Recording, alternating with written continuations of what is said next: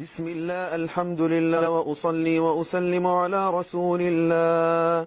اللهم إنا نشهدك بأنك أنت الله الواحد الأحد الفرد الصمد الذي لم يلد ولم يولد ولم يكن له كفوا أحد، رب السماوات ورب الأرض ورب العرش العظيم، رحمن الدنيا والآخرة ورحيمهما.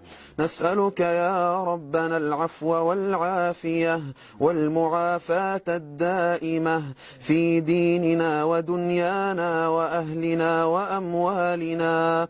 اللهم استر عوراتنا وآمن روعاتنا. اللهم احفظنا من بين أيدينا ومن خلفنا وعن أيماننا وعن شمائلنا، ونعوذ بعظمتك أن نغتال من تحتنا. اللهم إنا نسألك يا الله أن تحفظ إخواننا في إندونيسيا. اللهم إنا نستودعك أهلها، شبابها وشيبها، كبارها وصغارها، نساءها. اللهم احفظهم بحفظك واكلأهم برعايتك اللهم إنهم فقراء فأغنهم، ضعفاء فقوهم، لا ملجأ ولا منجا منك إلا إليك يا الله. اللهم إن هذا المرض جند من جنودك تصيب به من تشاء وتصرفه عمن تشاء، فاصرفه عنهم يا رب العالمين، فاصرفه عنهم وعن بلادهم يا رب العالمين. اللهم يا ربنا نعوذ بك من البلاء والوباء، نعوذ بك يا ربنا من البلاء والوباء، نعوذ بك يا ربنا من البلاء والوباء.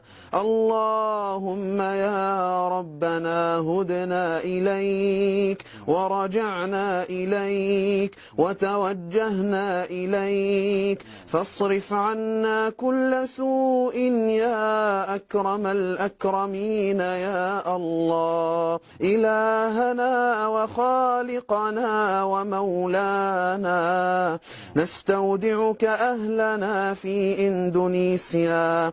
اللهم يا ربنا يا الله نسألك أن تحفظ إخواننا في إندونيسيا من فيروس كورونا، فاحفظهم بحفظك يا الله، واكلأهم بكلئك يا الله، يا أكرم الأكرمين يا الله. هذا دعاؤنا، فامنن علينا بالإجابة من عندك. سبحان ربك رب العزة عما يصفون، وسلام على المرسلين، والحمد لله رب العالمين.